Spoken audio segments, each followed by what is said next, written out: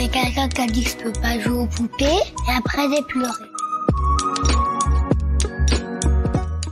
Bienvenue sur Papatriarcat, le podcast qui réfléchit la parentalité au XXIe siècle en essayant de l'affranchir du modèle patriarcal.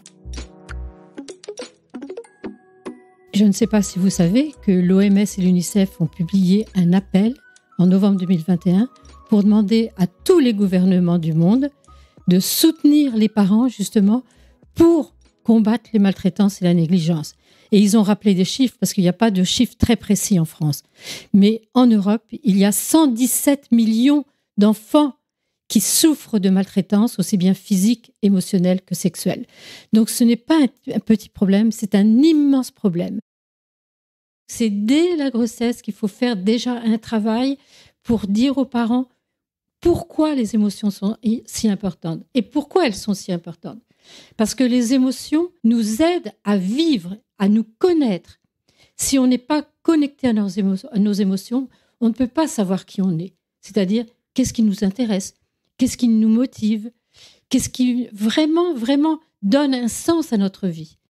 Quand on sent qu'on est prêt à disjoncter, il faut encore une fois être connecté à ce qui se passe en nous, dans notre corps, à nous parents. C'est-à-dire sentir nos sensations corporelles, nos émotions. Par exemple, sentir qu'il y a de la chaleur qui vient, qu'on commence à avoir la voix qui tremble, on a le cœur qui se met à s'accélérer. Ça veut dire qu'on commence à disjoncter. Eh bien, il faudrait être conscient de ça et de se dire, bon, eh bien, il va falloir que j'aille faire une pause. Et de dire à l'enfant, tu sais, là, je sens que je perds mes moyens, il faut que je respire un bon coup, ou que j'aille peut-être dans le couloir ou dans ma chambre, me calmer.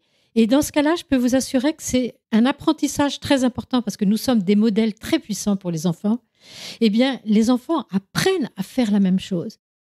Au fond de moi, je suis confiante. La France est en route, mais je pense qu'il va falloir, comme l'a dit la présidente de Santé publique France, une génération pour qu'il y ait vraiment un grand changement. Et c'est pour ça qu'à l'heure actuelle, il y en a qui se réveillent très en colère et qui essayent de dévaloriser l'éducation bienveillante parce qu'ils sentent que c'est cette éducation-là qui va être bientôt promue pour tous les acteurs et tous les professionnels de l'enfance et pour tous les parents, comme ce qui se fait dans les pays nordiques. Et voilà, j'espère que cet extrait t'a plu. Tu pourras retrouver l'épisode en entier dès demain sur toutes tes plateformes préférées comme Apple Podcast, Podcast Addict, Pocket Cast ou encore Spotify. On peut aussi se retrouver sur les réseaux sociaux, sur Instagram, Facebook, TikTok, mais aussi tu peux t'abonner à ma newsletter, tu trouveras le lien en description.